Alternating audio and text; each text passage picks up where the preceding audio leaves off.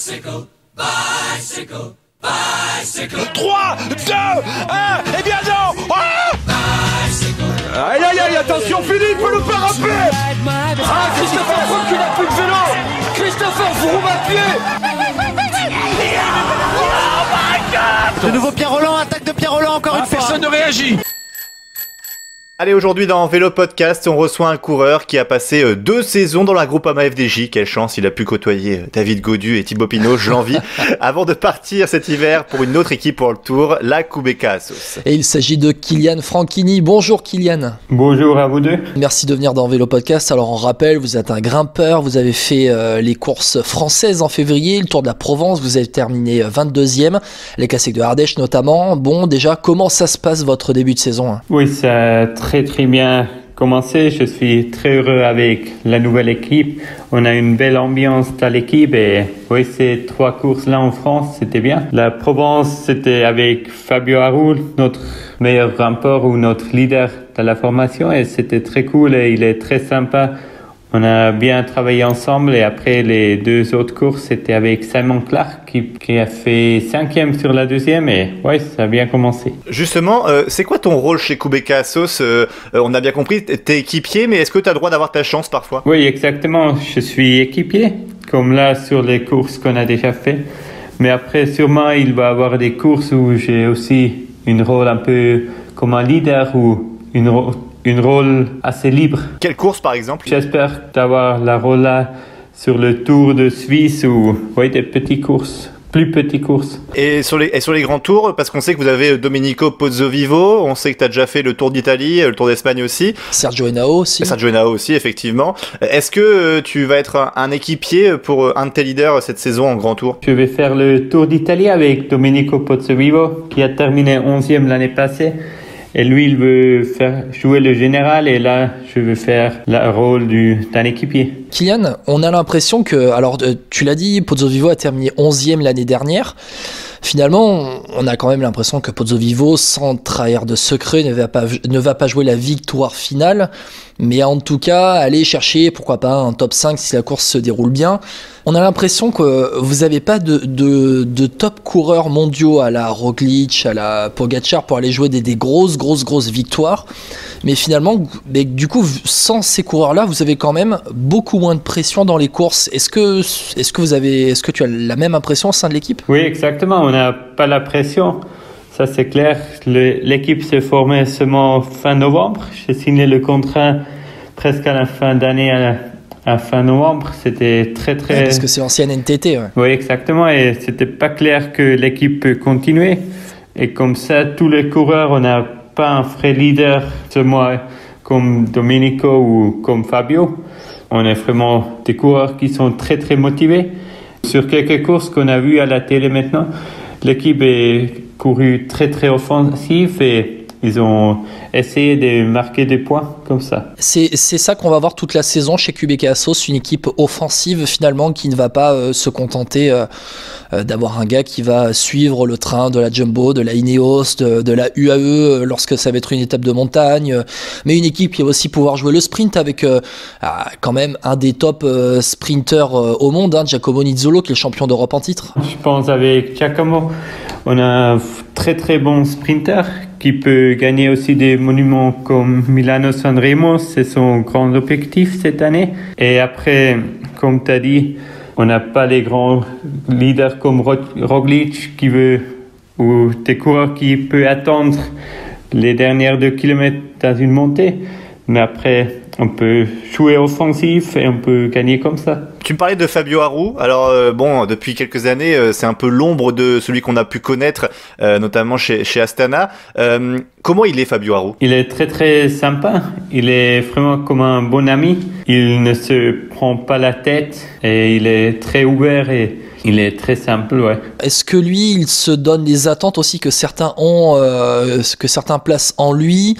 C'est très bien, il avait été très bon chez Astana. Est-ce que lui, il se dit, tiens, j'ai eu ça dans le passé, aujourd'hui, j'ai envie d'aller gagner le Tour d'Italie et tout. Est-ce qu'il a encore ces objectifs-là? Non, je pense pas. Il sait aussi qu'il a eu des années ou des moments très difficiles dans sa carrière maintenant, dans les dernières 2 ans.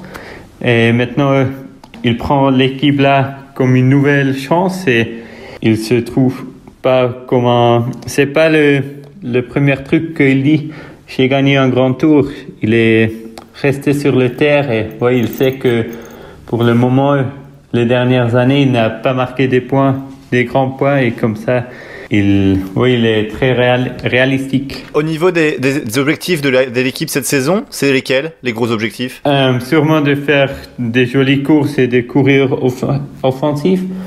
Ils n'ont pas marqué des vrais points comme on veut gagner ce tour-là ou des trucs comme ça.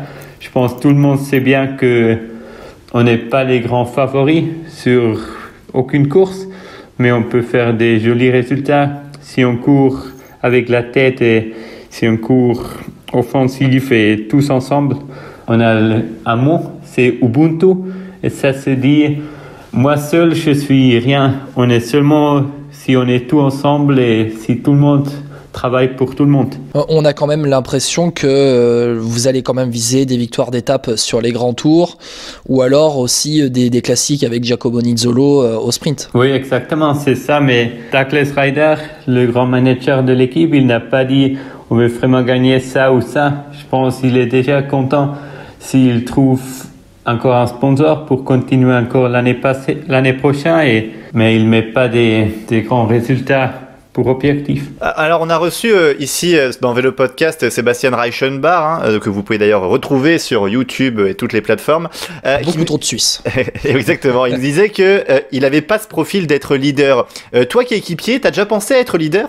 Non, pas vraiment. Je pense que je suis un peu comme Sébastien. Je ne suis pas le grand leader, mais j'aime bien d'être équipier et d'aider les collègues et de donner vraiment le maximum. Et je pense que je peux donner encore un peu plus quand je roule pour quelqu'un d'autre que pour moi-même.